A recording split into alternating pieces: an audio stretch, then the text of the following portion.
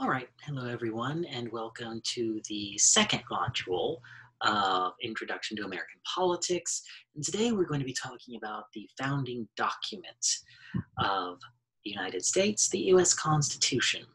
Now, if this were a con law course or even some Introduction to American Politics courses, I would literally walk you line by line through the text of the US Constitution and explain what it means and the implications for American governance. As a matter of fact, I have TA courses where the professor did just that, use the first half of the course to walk you through the US Constitution.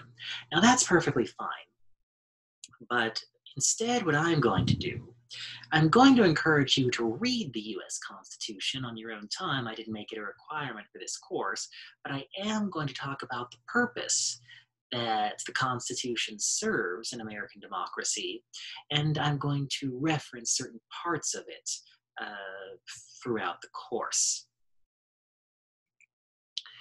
Now, I'm going to make arguably four points about the Constitution in this lecture.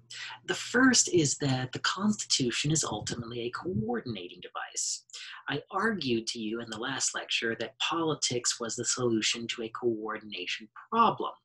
Well, if it's the solution to the coordination problem, then the US Constitution is the device by which we solve that coordination problem, or it's at least a device that we use to solve the coordination problem.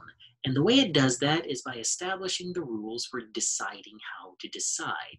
It sets up the parameters by which policy decisions are made, whether through an election, through a vote, and it establishes political and governing institutions, as well as who can participate in American governance and policymaking.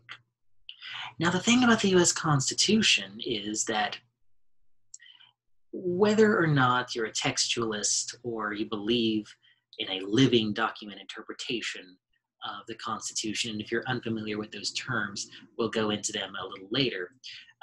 One thing that cannot be denied is the fact that the connotations and the certain meanings of the Constitution have drastically changed over time. For example, I mentioned that the US Constitution establishes who can participate. Well, the question of who could participate now versus who could participate back when the document was written has fundamentally changed. The Constitution starts with the words, "we the people." Well, who was we back in 1787? Barack Obama, former US president, would not have been considered amongst the people because of his race. Justice Ruth Bader Ginsburg, who sits on the US Supreme Court, would not have been considered amongst the people because she's a woman. So the definition of who can participate, who the we is in We the People, has changed as a matter of constitutional interpretation over time. So the Constitution, whether or not you believe the meaning or the original intent should play a role in determining constitutional interpretation, you cannot deny that it has changed somewhat in its implementation, affect, and connotations.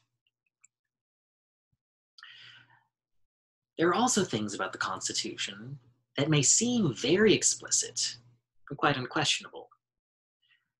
However, that's not always the case in practice. So, for example, some of you may know the answer to who is eligible to run for president. Well, it's a natural-born citizen of the United States. But what is natural-born? This is something that has never actually been adjudicated in the court system. Does natural-born mean born on US soil? That's an argument that a lot of people have made. However, it has not been implemented in practice. Ted Cruz, for example, ran for president in 2012. However, he was born on Canadian soil. George Romney, the father of Mitt Romney, ran for the Republican nomination in 1968, was born in Mexico. John McCain ran in 2008. He was born in Panama. Nobody doubted, however, that they were natural born citizens. And, however, that is not something that has been constitutionally interpreted in the court system. That is simply how it has been interpreted through the conventional wisdom. But even then, the point I'm trying to make to you is that even though something can seem explicit and very well laid out in the text of the Constitution, it is more complicated when you actually start trying to implement laws in practice.